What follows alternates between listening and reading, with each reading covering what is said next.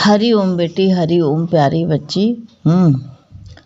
आपने सतगुरु भगवान को जो है बहुत अच्छा, सतगुरु भगवान का के प्रति आपने प्रेम अपना जो है प्रकट किया है। तो आपने पूछा है कि सतगुरु भगवान गीता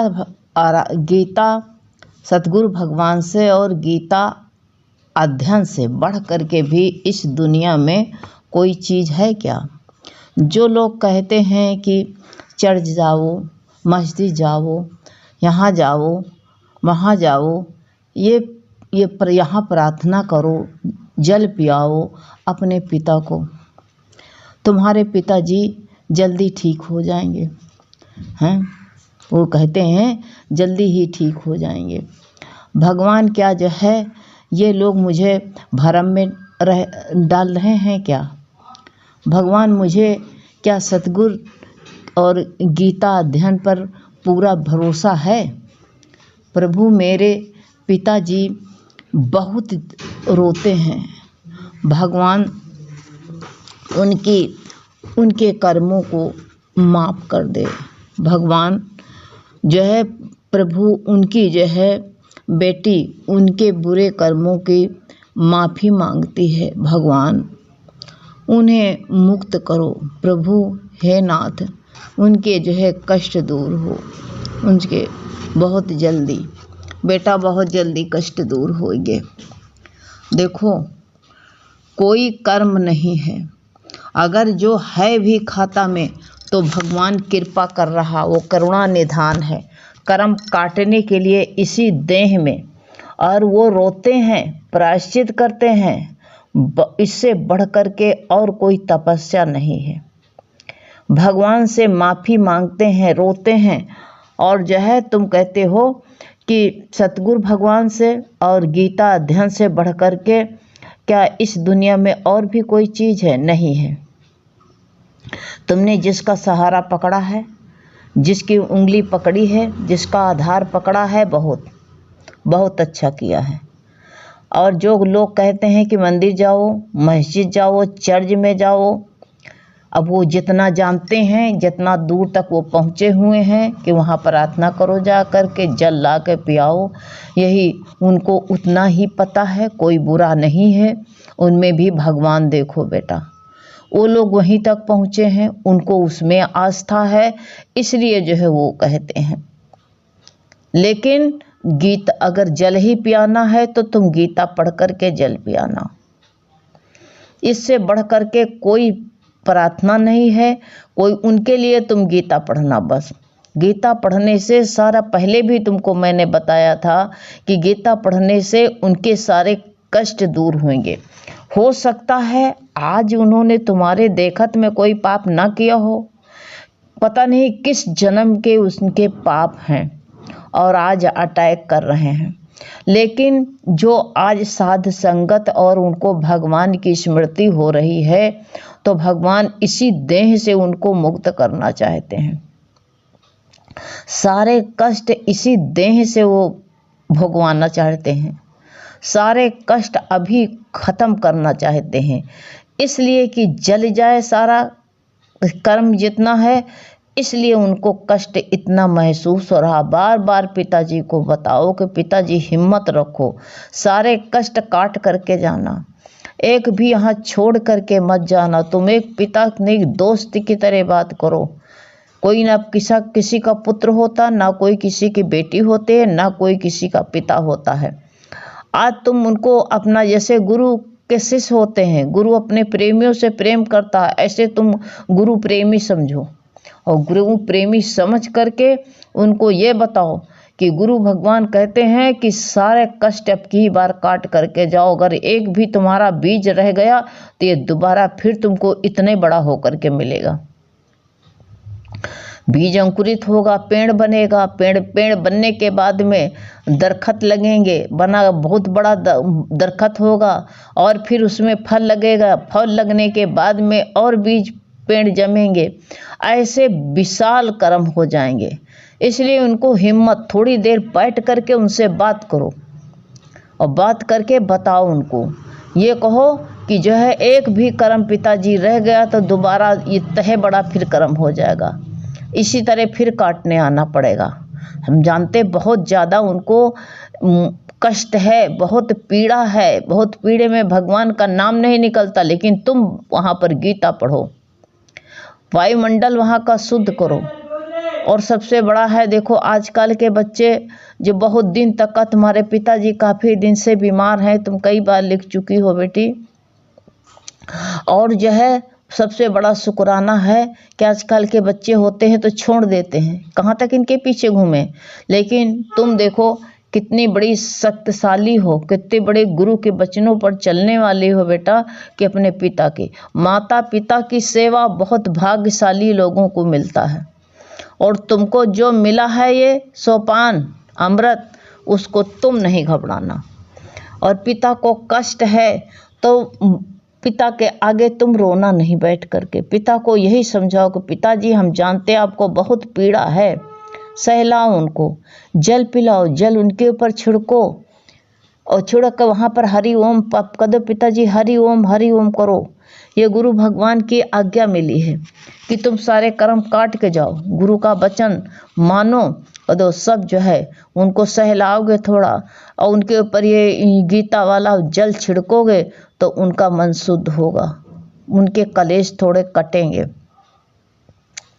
तो जो है कोई तुमको भरमाए तो तुम जल्दी भरमो नहीं, वो जल्दी ठीक होंगे। वो लोग कहते हैं ना कि तुम्हारे पिताजी बहुत जल्दी ठीक हो जाएंगे, बहुत जल्दी ठीक है, उनकी दुआ लगे ठीक हो जाएंगे।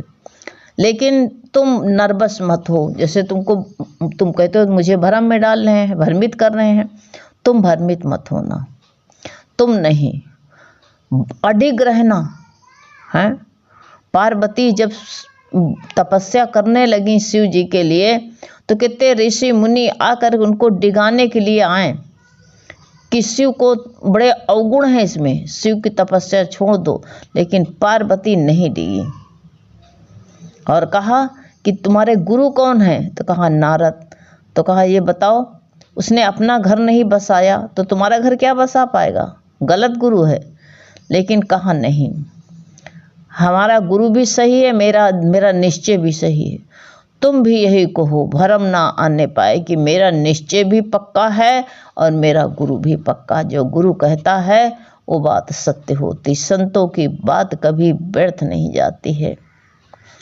इसलिए गुरु भगवान ने जो आज्ञा दिया है तो वही कहते हैं, वो जो है भगवान कह रहे हैं कि साफ साफ तुम बता रहे हैं कि तुम ये कहो कि मुझे मेरे सतगुरु पर पूरा विश्वास है, गीता अध्ययन पर पूरा विश्वास है, डिगना नहीं। परीक्षा तो होती है लेकिन गुरु कहते हैं बीमार मत पड़ जाना, परीक्षा में पूर्ण उतरना।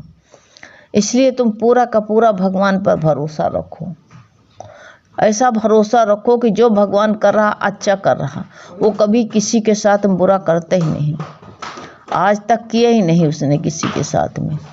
ऐसा भाव तुम रखो, इस तरह भाव रखो कि उसने आज तक किसी के साथ बुरा किया ही नहीं। भगवान किसी की जितने बड़े गुनाह होते हैं उससे कम सजा देता है, ऐसे कहो भगवान ने मुझको कम सजा दे कर दिया है। वही पिताजी को बार बार सुनाओ कि पिताजी भगवान ने आपके गुनाहों की जो है बहुत कम करके दिया है सजा है। तो कोई आरा से तो नहीं काट रहा है आपको, दर्द है, पीड़ा है, रो नहीं, और रो भी रहे हैं तो प्रायश्चित कर रहे हैं, प्रायश्चित से सारे पापों को जल जाने दो। पता नहीं किस जन्म के पाप हों, इस जन्म के हैं कि कई कई जन्मों के कर्म आकर के अटैक करते हैं। देखिए बीज पड़ा रहता है, आपके जो है ड्रम पीपा में भर करके, ड्रम में भर करके अनाज रखे रहो, और अनाज जो है जाम नहीं सकता है, 10 साल रखे रहो, उसमें दवा ववा डाल करके स्टोर करते हैं तो जो है दवा डाल करके तो उसमें घुन भी नहीं लगता है। तो तुम 10 साल अनाज रखे रहो लेकिन अंकुरित नहीं हो सकता।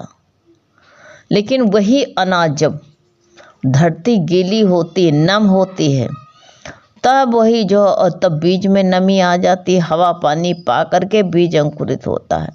तो बेटा जब तक शरीर में शक्ति रहती है, शक्ति रहते हुए जो है बीज जो हमारे सब पड़े हुए ड्रम में बंद हुए हैं, स्टोर है मेरे कर्म सारे जितने हैं, पाप हो चाहे पुण्य हो। और जो है जैसे शरीर का नमीपना आता है, बुढ़ापा आता है, वैसे ही सारे कर्म जो है ड्रम से बाहर आ रहे हैं समझो। और बाहर आ करके नमी मिली है, सब जो है सब अंकुर देने का उन्मुख हो गए हैं। एक कर्म छोड़ के दूसरे कर्म का तांता लगा रहता है, एक पूरा नहीं होता, दूसरे कर्म का तांता लगा रहता है इतना लंबा। इसलिए जो है आप प्रार्थना करते हो उसका असर कम होता। इसलिए आप चिंता मत करिए, जिस दिन शरीर त्यागेंगे उस दिन बिल्कुल सही होकर के, निर्मल होकर के, बिल्कुल पवित्र होकर के शरीर त्यागेंगे। इसलिए अभी समय नहीं है, अगर मान लो तो इतना कष्ट पा करके भी वो सही हो जाएंगे। और अगर जो है उनका समय समाप्त हो गया है तो क्या भगवान की लीला है वो जाने। आप अपने पिता से कह दो बस यही जो है, आप ये कहो कि भगवान अगर मेरा समय होगा तो फिर लोटा पेटा के हमको फिर सही करोगे, और अगर मेरे पास में समय ही नहीं है तब तो हमको निकलना ही पड़ेगा, जाना ही पड़ेगा। आ गया बोला हुआ कम, कहते नहीं आ गया वादा कम ना ज़्यादा।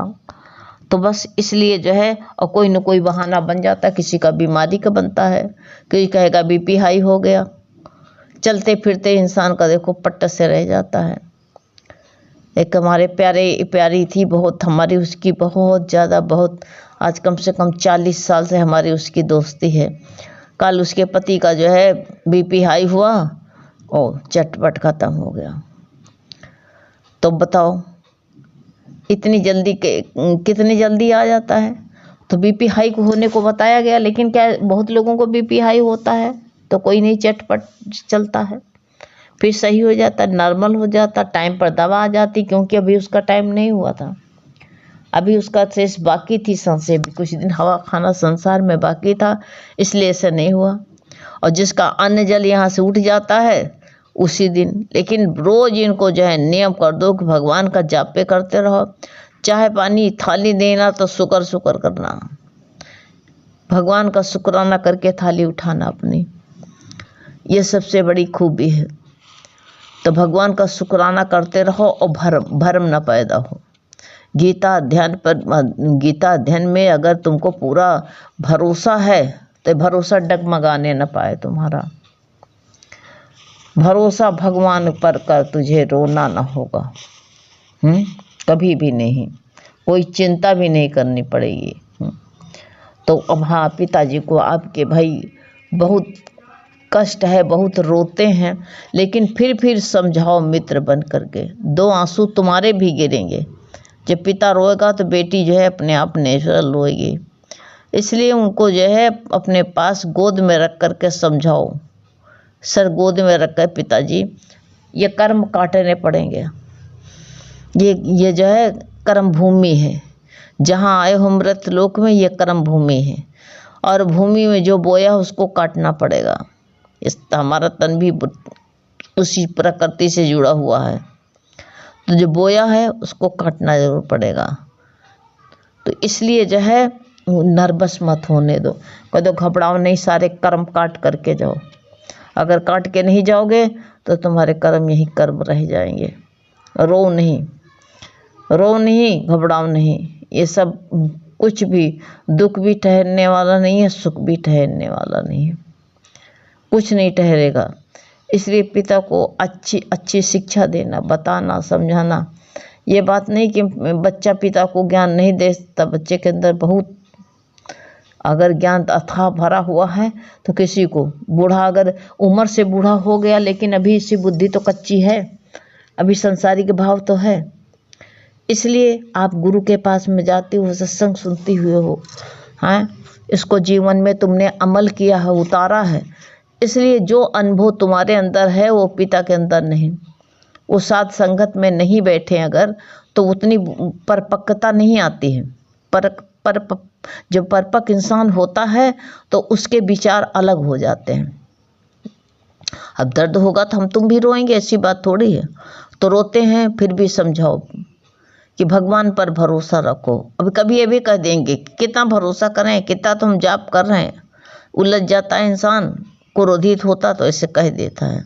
लेकिन भगवान कह रहे हैं, भगवान साफ साफ बता रहे हैं कि तुम जो है अपने पर भरोसा करो, अपनी मेहनत पर, अपने में जो तुम्हारे अंदर श्रद्धा है, अपनी विश्वास पर भरोसा करो, अपने संकल्प जो तुम्हारा है उस पर जो है भरोसा करो।